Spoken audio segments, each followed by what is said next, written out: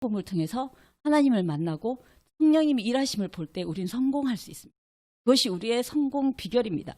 자, 그러면 신구약 중간사를 들어가면서 우리가 한번 볼까요? 우리가 말씀이 주어지는 이스라엘 민족이 어디에 있습니까? 약속의 땅, 가나안 땅은 여기입니다. 여기.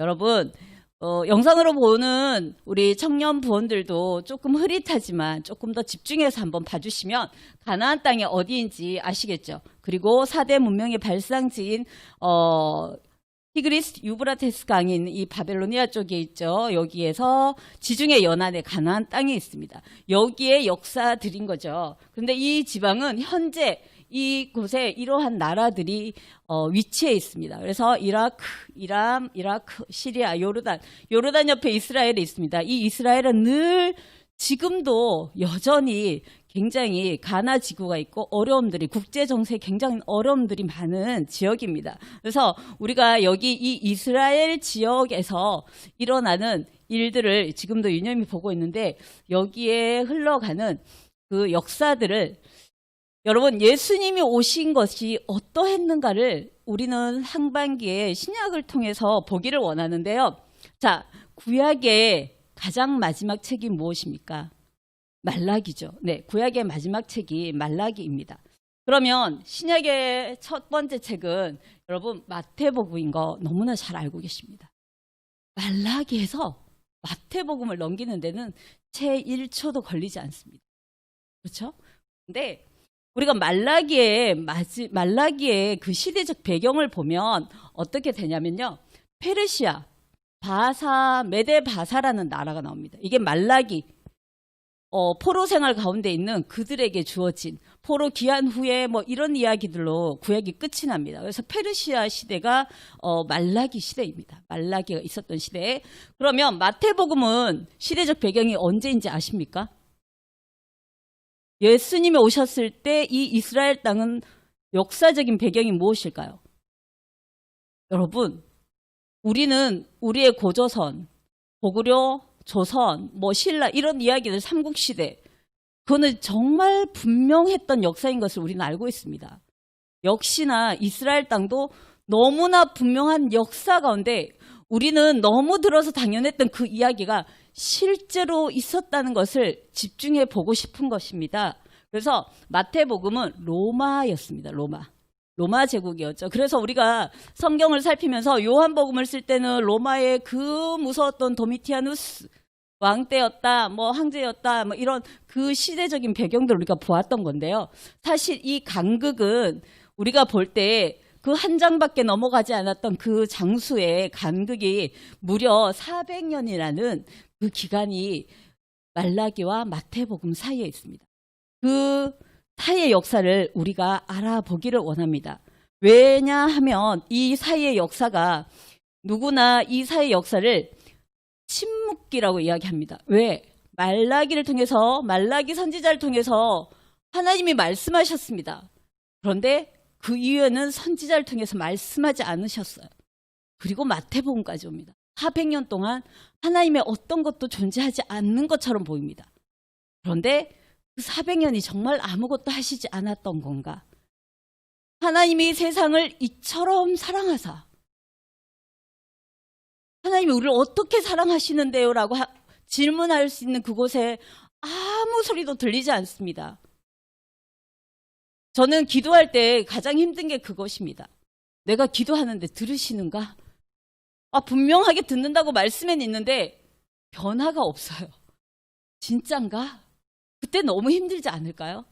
그런데 이 400년 동안의 침묵하는 그 기간에 하나님이 정말 무엇을 하고 계셨을지를 우리는 보고자 하는 것입니다. 자, 그러면 이스라엘 역사를 한번 짚어보도록 하겠습니다. 여기는 여러분 이스라엘이 북이스라엘과 남유다로 찢어진 것 알고 계실 겁니다. 그래서 북이스라엘입니다. 북이스라엘인데 북이스라엘은 아수르에 의해서 북이스라엘을 보면 아수르에서 망하는데 사실 북이스라엘의 역사를 보면요. BC 931년에서 721년간 210년 정도의 210여 년의 역사 가운데 왕조가 9왕조예요. 이게 무슨 말이냐면 왕의 정통으로 나아가야 되는데 쿠데타를 일으키는 거예요. 그 왕족을 다 죽여버리는 거예요. 그리고 내가 왕이다가 되는 거예요. 그게 9번을 바뀌었다는 거예요. 그 9번의 왕조 가운데 몇 명의 왕? 19명. 우리 청년부는 여러분 왜 성공하자고 하냐면 아셔야 돼요. 다른 지식들은 달달 외우는데 성경을 20년이나 성경을 읽어왔는데 우리는 너무 지식적으로도 약해요. 이게 지식이 나쁘다는 게 아니에요. 이것 안에 역사신 하나님을 깊이 있게 보자는 거예요. 그래서 아합 왕조 19명의 왕이 있는데 안타깝게도 선한 왕, 우리 선하신 하나님이라고 했잖아요. 선한 왕 한 명도 없는 거예요. 그럼 선하다는 의미가 뭐예요? 하나님 뜻대로 통치하지 않았다는 거죠. 그런 왕이 한 명도 없었어요. 그래서 하나님은 아수르를 이용하셔서 북이스라엘이 멸망하게 됩니다. 여기서 여러분 신약의 배경에 갈 때에 여러분들이 기억해 줘야 할 단어가 있습니다. 사마리아인입니다. 사마리아인 들어보셨죠? 이게 뭐냐면요. 아수르가 북이스라엘을 쳤어요. 근데 이 아수리라는 이 종족은 인류 역사 가운데 가장 잔혹한 종족이라고 역사학자들이 말합니다. 그들의 정복 국가를 자기 민족은 그냥 보호하고 그들의 정복 국가를 혼혈 정책을 세워요. 머리가 좋은 사람들을 없애고 다른 데 지역에 자기 정복국이 많으니까 뭐 하다못해 일본에 있는 사람들을 한국에 데리고 와서 그냥 피를 섞어버리는 것처럼 그렇게 해서 이들이 반란을 일으키지 못하게 하는 거예요. 그런 정책을 썼어요. 그래서 혼혈 정책. 여기에는 문화가 섞일 수 있고, 신적인 부분도 다신론이 생길 수 있고, 그러한 정책 하에서 사마리아의 다른 지역의 사람들을 끌고 옵니다. 무참하게 혼혈 정책을 펴서 이 사마리아에 있는 사람들은 이스라엘 민족은 우리는 하나님의 선민이라는 이 의식이 너무너무 강한데, 다 섞여버렸으니까, 쟤는 개보다 못한 취급을 하는 거예요. 종보다 못한 취급을 하는 거예요. 그래서 사마리아인 그러면 여러분 조금 있다가 지도를 보시겠지만 이 유대인들은 저 더러운 종족들하고 우리가 상종할 수가 없어. 그 지역조차도 가지 않습니다. 피해 갑니다. 똑바로 가는 길이 있는데 내가 거기를 왜 지나가? 보는 것도 싫어하고 지나가는 것도 싫어합니다. 우리가 무엇을 더러워서 피하는 것처럼. 그렇게 이때 사마리아인이 생깁니다. 아수르의 북이스라엘 멸망의 혼혈 정책으로 인해서 생긴 북이스라엘을 지칭하는 말이 사마리아입니다. 그래서 예수님이 사마리아에 갔다는 건 엄청난 일입니다. 여러분 성경을 읽을 때 사마리아를 지나가시다가 사마리아 여러분 들으셨죠? 10명의 소경이 나음을 받았는데 돌아와서 감사하는 한 명, 그는 사마리아인이었더라. 그 뒤에 꼭 붙였어요. 성경에. 왜 그거 그냥 붙였을까? 의미가 있습니다. 이 사마리아인을 기억해 주십시오. 그러면 우리가 남유다를 한번 볼까요? 이 지역의 남유다는 어디에 멸망을 당했냐면 바벨론에 멸망을 당합니다. 이 바벨론은요. 앞에 아수르는 여러분 알고 계시는 그 엄청난 아수르의 그 부강함은 600년이 갑니다. 600년. 그래서 아수르가 그때 세계사적으로 엄청난 일들을 합니다. 600년을 가면서. 그리고 이 바벨론은 남유다를 침략해서 멸망을 시키는데 이때는 그냥 한 번에 딱 가지 않았어요. 그래서 3번의 포로를 끌고 가서 3차 포로라고 해요. 1차 포로, 2차. 그래서 여기에 여러분들이 잘 아시는 다니엘도 포로로 바벨론까지 끌려가는 일들이 다니엘서는 그래서 바벨론을 중심으로 하는데 여기서도 여러분 기억해 주십시오. 유대인이라는 이름은 이때 등장합니다. 그냥 우리는 쉽게 유대인 하는데 언제 등장하냐면 이때 등장해요. 이때 왜 등장하냐면 바벨론에서 여러 민족들을 끌고 가서 바벨론 제국은 다른 나라 사람들과 구분하기 위해서 남유다에서 끌려온 사람들을 통칭해서 유대인이라고 부르기 시작한 거예요. 그래서 유대인이라는 이름들이 나오게 된 겁니다.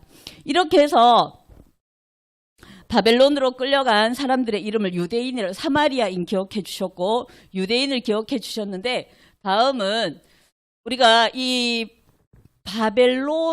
바벨로니아 시대, 바벨론 때에 다니엘의 한상을 여러분 들어보신 적 있으십니까? 이게 다니엘의 한상입니다.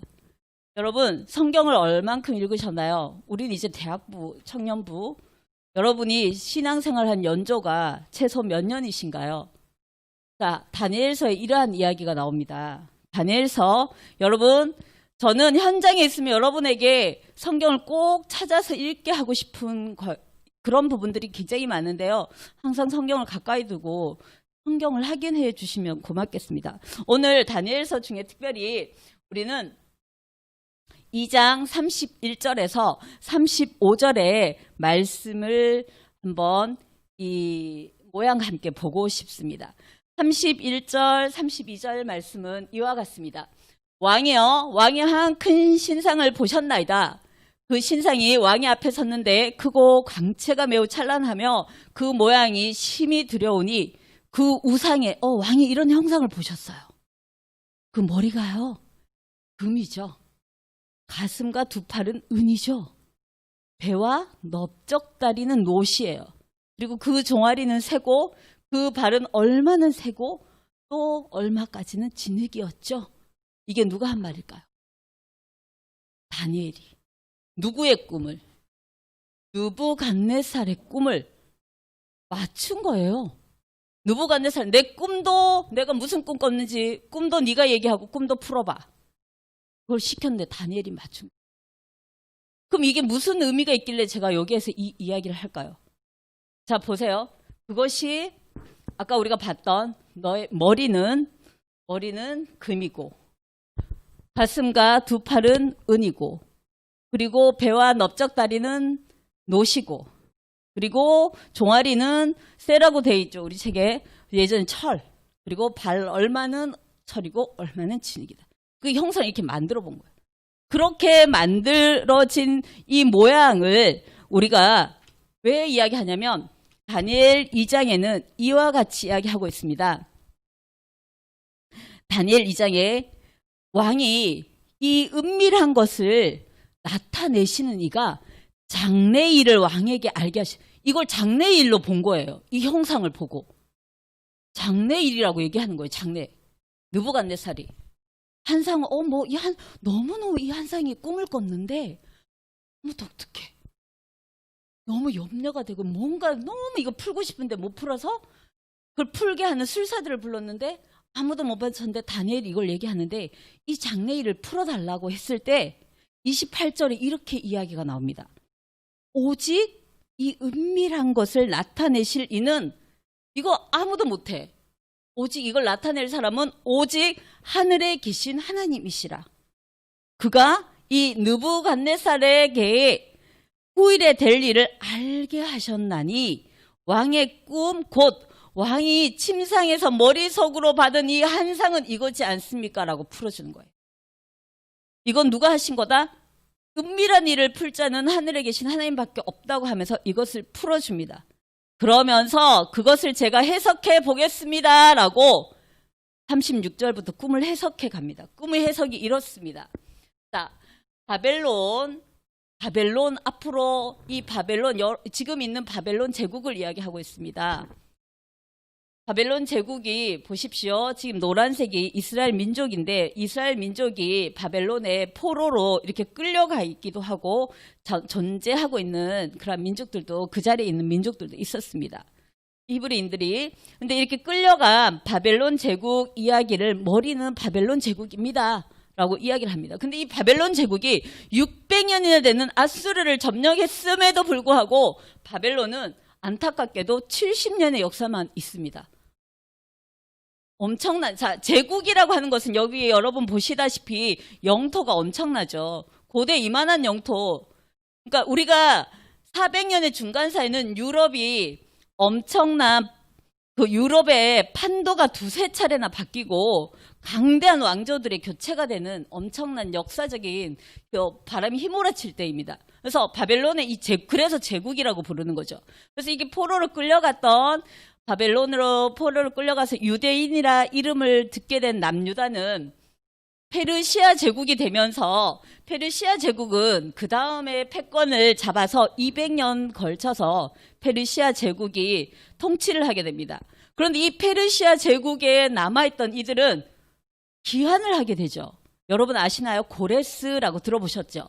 그래서 페르시아 제국의 첫 왕인 고레스는 그의 식민지 정책을 어떻게 했냐면 너희 나라 가서 잘 살아봐. 엄청난 왕이지 않습니까?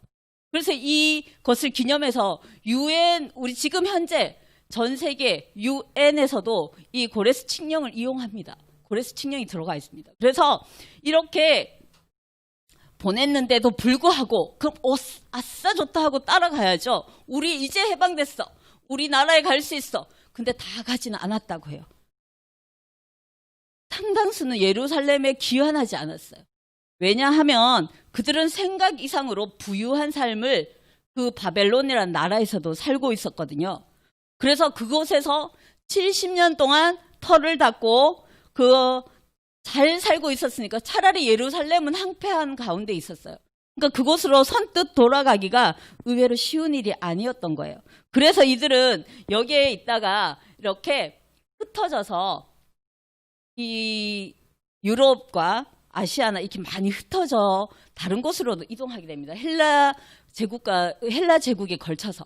그래서 이들이 흩어져서 예루살렘에서 예배를 드렸는데 이제는 예루살렘에서 예배를 못 드리니까 이들이 세운 것이 해당입니다. 그래서 신약을 읽다 보면 해당에서 예수님의 말씀을 강론하고 해당에서 바울이 말씀을 전했던 말씀 선포하는 자리가 그때는 해당이 됩니다. 이렇게.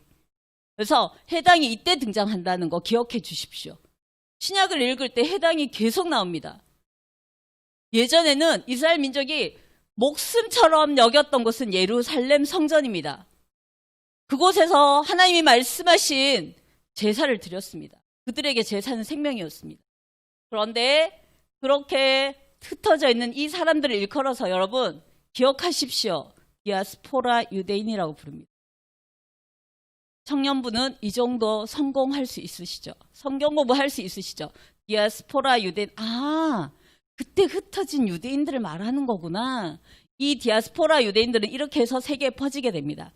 이렇게 디아스포라 유대인들이 페르시아와 헬라 제국을 넘어가면서 흩어져서 전 세계에 있다고 생각하시면 됩니다. 그러면 헬라 제국이 그 다음 패권을 이어가는데 이 헬라 제국은 느부갓네살의 꿈, 한상에서 어디 배와 넓적다리 쪽을 이야기하는 겁니다. 이렇게 풀어가고 있습니다. 그래서 이 헬라 제국은 여러분, 헬라 제국을 세운 사람이 누구일까요? 여러분들이 잘 알고 계신 알렉산더 대왕이 이 헬라 제국을 제패하고 이 헬라 제국을 세웁니다. 여러분 아리스토텔레스 아시죠? 아시나요? 들어보셨죠? 아리스토텔레스가 그리스의 유명한 철학자, 그땐 철학자, 의학자, 신학자 다 됩니다. 아리스토텔레스가 알렉산더 대왕의 가정교사였어요. 그러다 보니까 이 그리스 문화를 너무 많이 익히는 거예요. 그래서 이 알렉산더 대왕은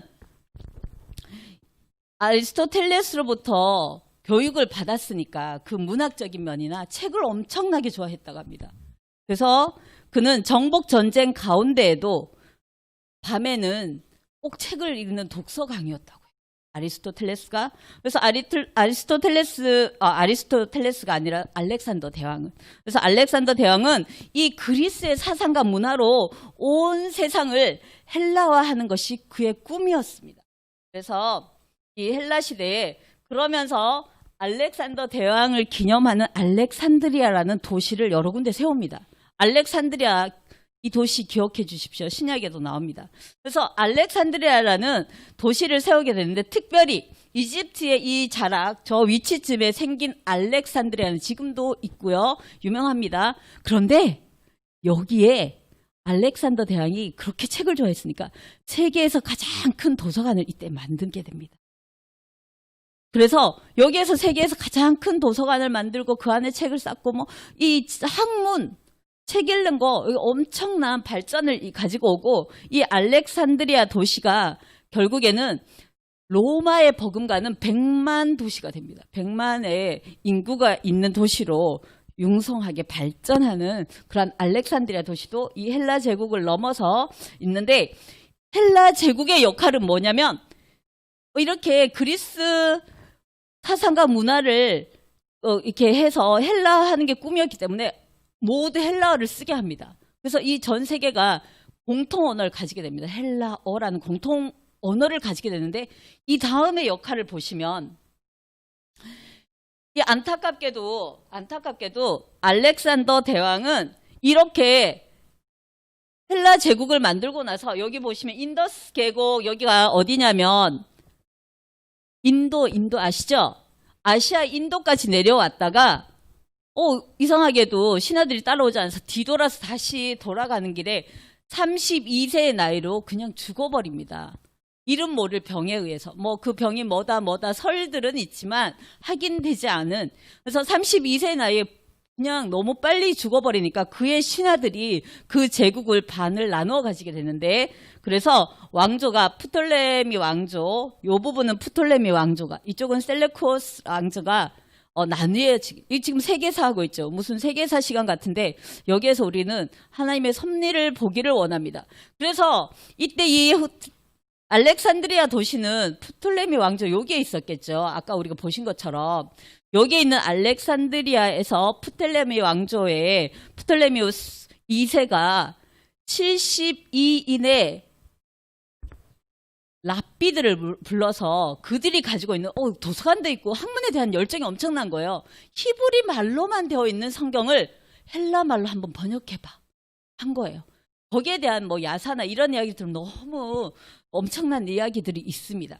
어찌 되었든 그 프톨레미 왕조에 의해서 이 알렉산드리안 도시 여기에서 70인역이라는 성경이 번역되는 히브리어 성경을 그 땅의 공통어인, 전 세계어가 되어버린 것과 같은 헬라어로 번역하게 됨으로 인해서 이것은 곧 구약 최초의 구약 번역본이 되고, 이로 인해서 전 세계, 심지어 그렇게 본다면 경건한 이방인이 생기는, 모르는 자들도 하나님을 알 수 있는 통로를 만들어가는 이러한 일들이 생기게 됩니다.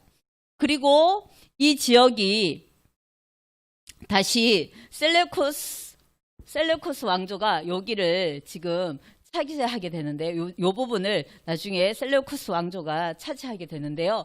이때 셀레코스 왕조 때 안티오코스 4세라는 지도자가 유대인들을 엄청나게 탄압합니다. 심지어는 그들이 신성시하고 있는 예루살렘 성전, 목숨 같은 그곳에 제우스 제단을 세우고 부정하기 짝이 없는 돼지 피를 뿌리고 제사를 드리는 거예요. 이거를 유대인들이 볼 수가 없는 거예요.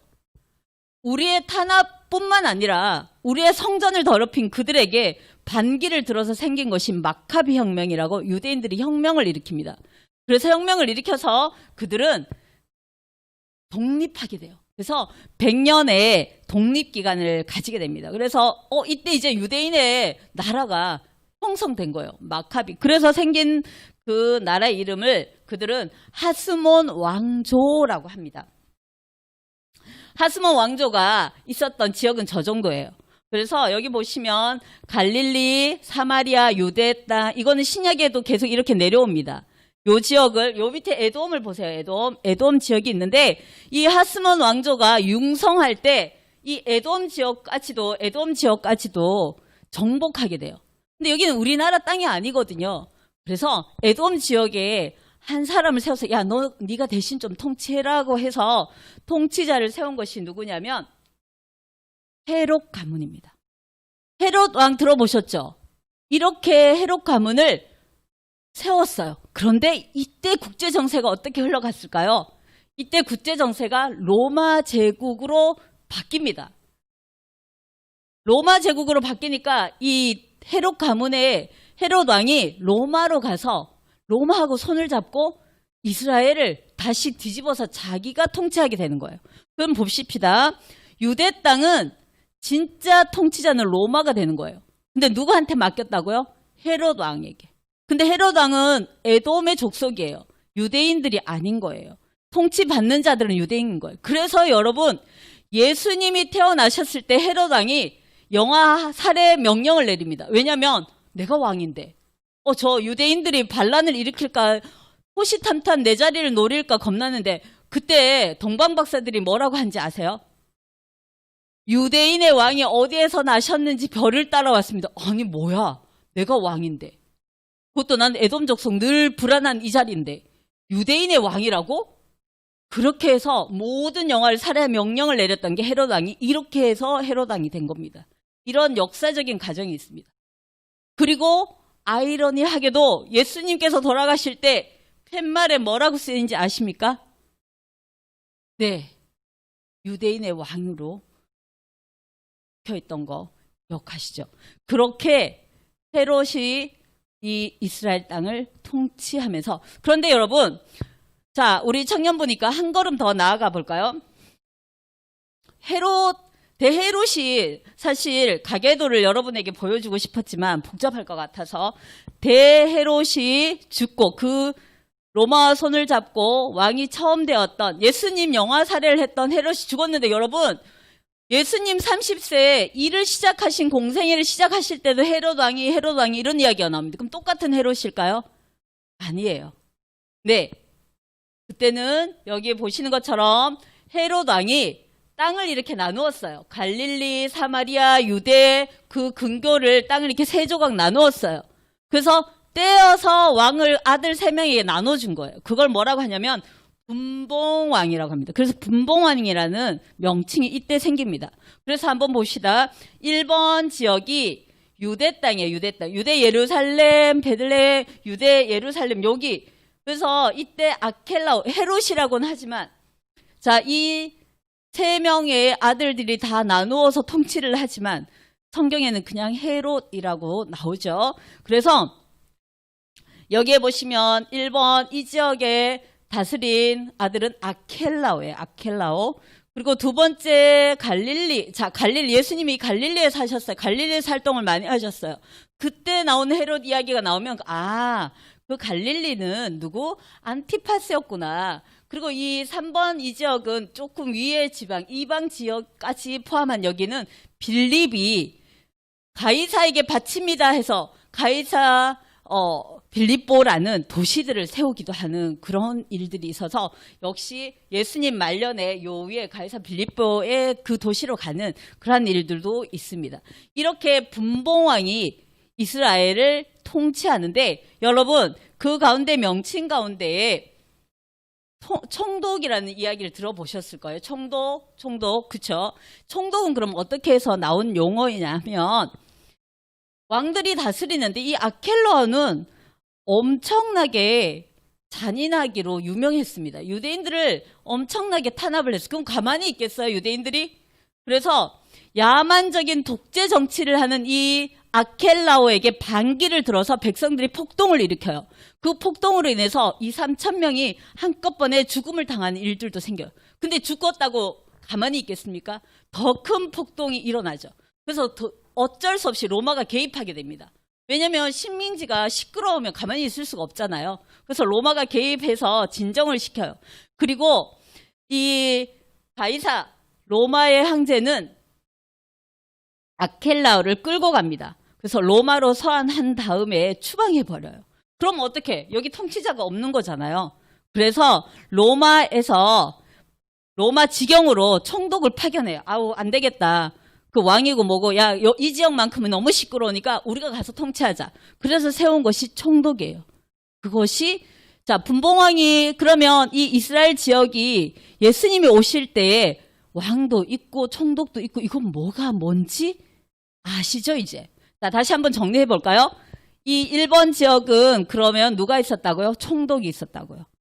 총독이 있었고 갈릴리에 가면 왕이 있는데 헤롯 왕이라고 해서 요한을 잡고 뭐 누구 사촌 아내를 데리고 와서 그걸 요한이 밝혔을 때 요한을 잡아가서 참수시키는 죽이기까지 했던 그 헤롯 왕이 이 갈릴리에 있었던 이야기도 우리가 볼 수 있죠. 이와 같이 총독, 헤롯 이러한 부분들을 여러분 신구약 중간사란 이름으로 여러분에게 알려드리고 싶었습니다. 왜냐하면 예수님께서 오시는 그 길을 하나님은 이렇게 하고 계셨다는 거예요. 침묵기가 아니라는 겁니다.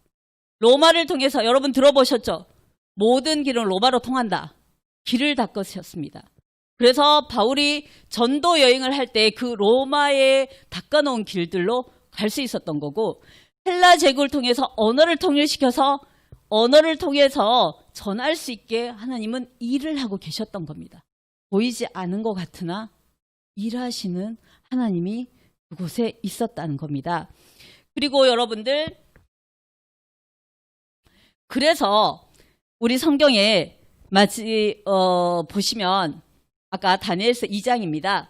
34절, 35절은 이러한 제국의 흐름, 그 한상이 이런 제국으로 정말 역사 가운데 이루어지고 있었습니다.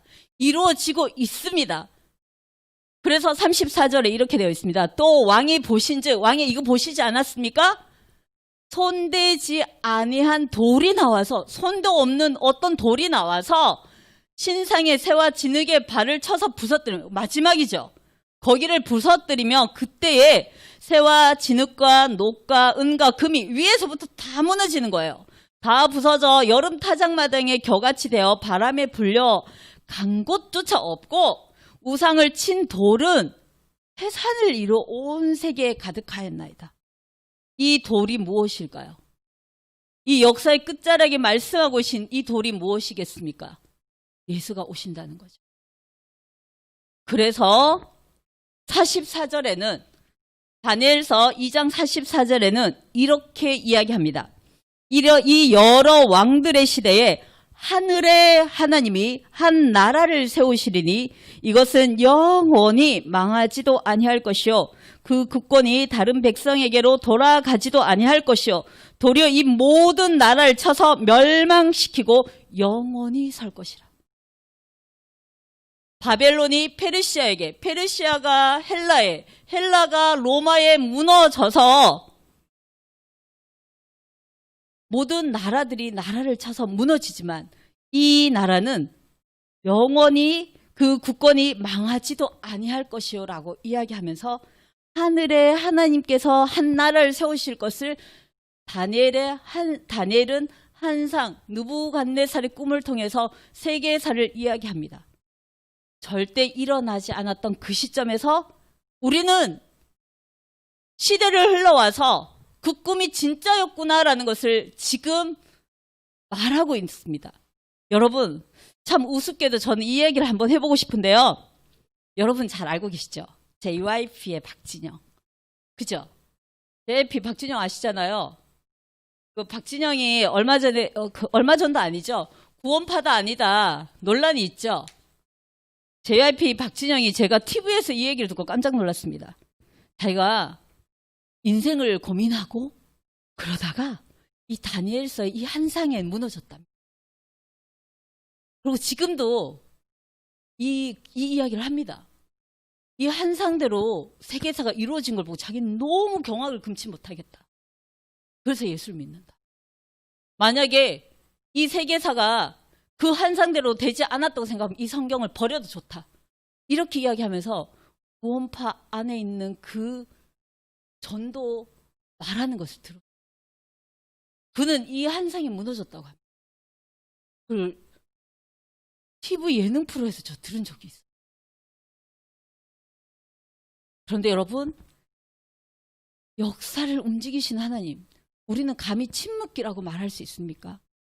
이 모든 제국, 우리가 볼 때는 피해 전쟁입니다. 왕권의 쟁취를 위한 피해 전쟁입니다. 그런데 그것은 시작도 하기 전에 하나님 안에 있었다. 그 꿈 안에 다 있었습니다.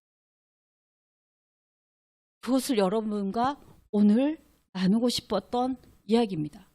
예수님이 오시기 전 400년, 말라기에서 마태복음으로 넘어가는 1초도 걸리지 않는 그 한 장의 차이에 400년은 하나님은 이 모든 피비린내 나는 그 전쟁과 같은 그 역사들 속에서 400년에 유럽에 엄청난 파도를 일으키는 이러한 제국의 역사 속에서 하나님은 일하고 계셨습니다. 그렇습니다. 오늘 우리 찬양을 한 찬양팀에서도 이야기한 것처럼 하나님은 선하신 하나님이십니다. 이루시고 쟁취하시는 분은 하나님이십니다. 그 하나님 안에 우리가 있습니다. 그 하나님은 예수님이 오시는 길을 이렇게 닫고 계셨습니다. 여러분, 제가 주보에도 이렇게 올려놨어요. 여러분이 신약 성경을 읽기 전에 이걸 집어넣고 가시기를 원합니다. 헤롯 대왕이 무엇인지 아시겠죠? 헤롯, 에돔을 통치하라고 줬던 헤롯이 로마 손을 잡아서 유대를 삼킵니다. 그것이 헤롯 대왕입니다. 그러면 여러분 분봉왕이 무엇인지 염두에 두십시오. 기본 지식을 가지고 성경을 읽어봅시다. 우리 정말 성공 한번 해봅시다. 그래서 그 안에 있는 총독이 어떻게 해서 세워지? 아까 1번 지역은 눈여겨볼 곳이 어디입니까? 예루살렘 있는 유대 땅입니다. 거기는 총독이 다스렸습니다. 여러분, 총독 하면 누가 기억나세요? 우리가 늘 고백하는 빌라도 총독이었습니다. 그렇죠? 네, 이렇게 총독들을 한번 기억해 주시면 좋을 것 같습니다. 그리고 산헤드린 공의회가 또 있었습니다. 이 유대인들은 우리의 국회처럼 최고의 의결 기관이 있었습니다. 그래서 그것을 우리는 최고 자치 의결기관, 모여서 유대인들의 어떤 것을 결정하는 기관이에요.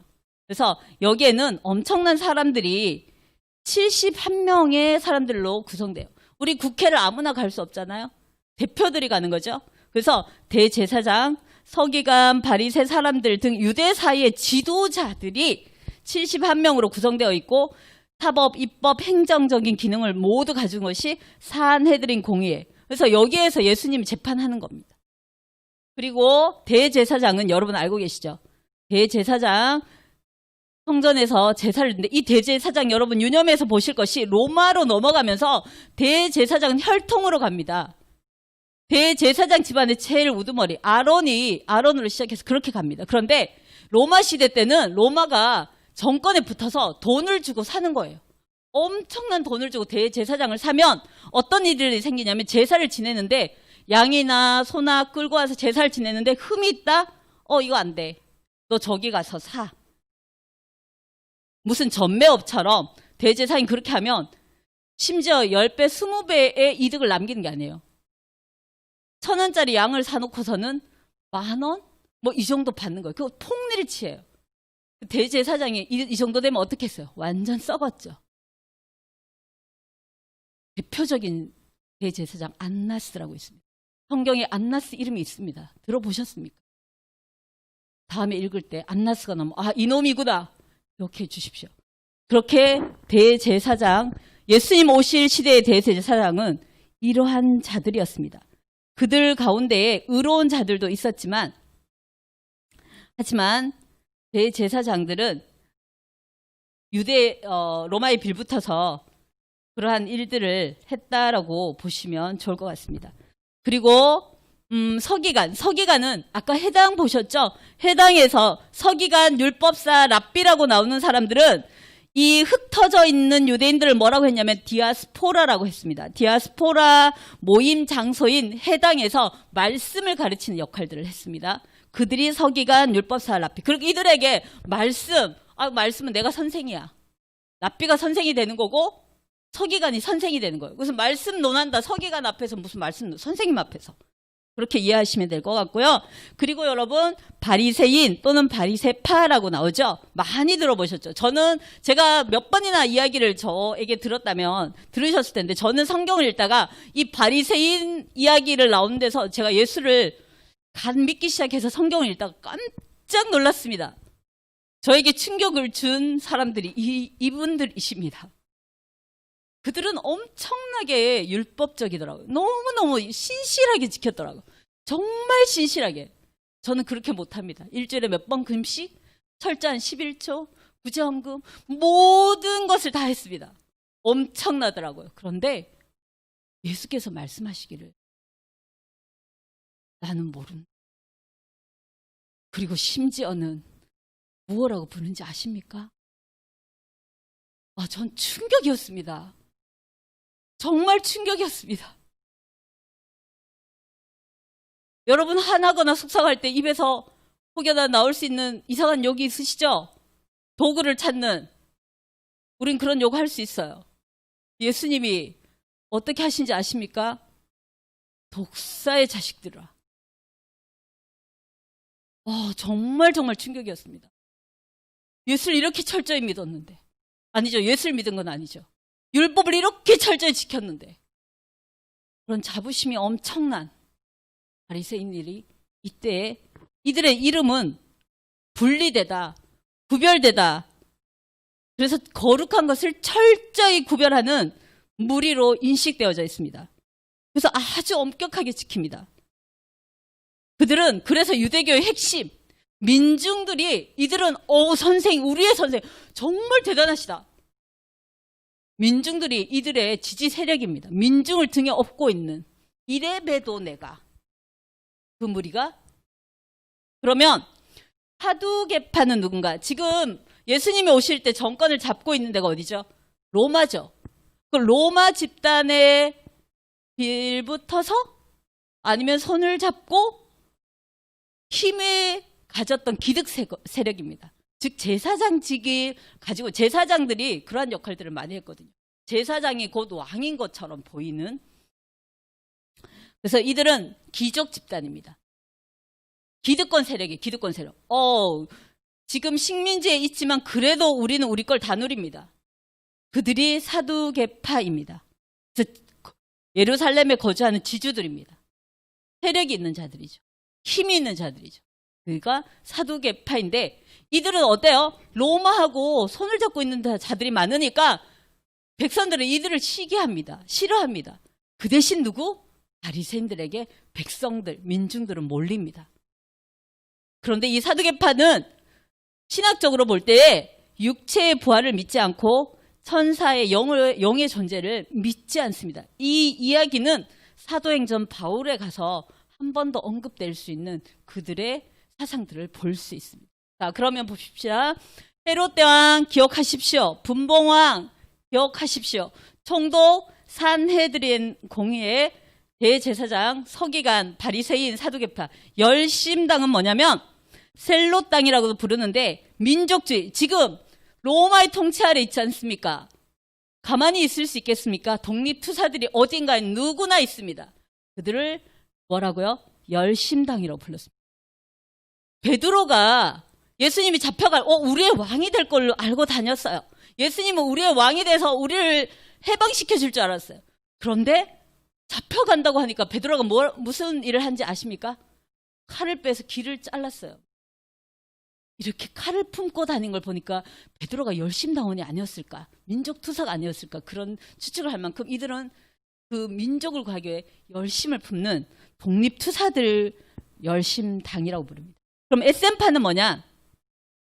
강야에서 이 모든 거를 덮어놓고 은둔하는 수도사적인 성격을 가진 단체입니다. 나중에 쿰란 공동체, 쿰란 숨어서 자기 것을, 자기의 신앙을 지켜가는 그들을 볼 수 있습니다. 이렇게 신약의 배경이 되는 중요 인물들까지 우리가 살펴봤습니다.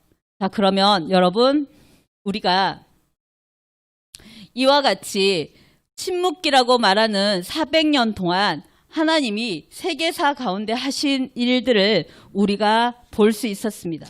그런데 이 세계사 가운데 구약 성경에 세계화가 이루어지고 많은 일들이 있었는데 말라기 1장 2절에는 그들이 한탄하기, 그 나라가 망하고 그들이 한탄하기를 1장 2절에 이렇게 말하고 있습니다. 주께서 어떻게 우리를 사랑하셨나이까? 주께서 어떻게 우리를 사랑하셨기에 우리가 이렇습니까? 라고 반문을 던진 그 이후에 아무런 반응이 없는 것 같은 그때에 요한복음 3장 16절은 이렇게 말하고 있습니다. 하나님이 세상을 이처럼 사랑하사 독생자를 주셨으니 독생자를 주시기 위한 작업을 하신 것을 우리는 오늘 보았습니다. 여러분, 세계사의 주인은 하나님, 인류 역사의 주인은 하나님, 느부갓네살의 꿈에 모였던 그 모든 역사를 만지고 이루어 가시는 분은 하나님이셨습니다. 여러분 혹시 등산을 좋아하시는 분 청년에는 별로 없으시겠죠? 산의 정상에 가시면 저는 그런 생각을 많이 해요. 저 지나가는 차가 너무너무 작아요. 사람이 점 하나보다 작게 느껴지잖아요. 그런데 사실 아파트도 막 많아요. 근데 그 집 안에 한 명 한 명은 자기의 인생의 고민을 안고 힘겹게 아니면 즐겁게 살아가는데 산이 올라가면 점 하나인. 그런데 산이만 그렇겠습니까? 우리 인류 역사를 하다못해 인공위성 올라가서 찍은 사진에 보면 우리는 보이지도 않겠죠. 이 역사의 주인 되신 하나님이 근데 점도 안 되는 나에게 찾아오셔서 여러분 안에 계십니다. 이 놀라운 정말 이게 말에 그치지 않고 글씨에 그치지 않고 내 입술에서 하나님 그렇습니다. 하나님은 내 안에 거하십니다. 고백하고 경험하고 실제가 되어지는 청년부가 되기를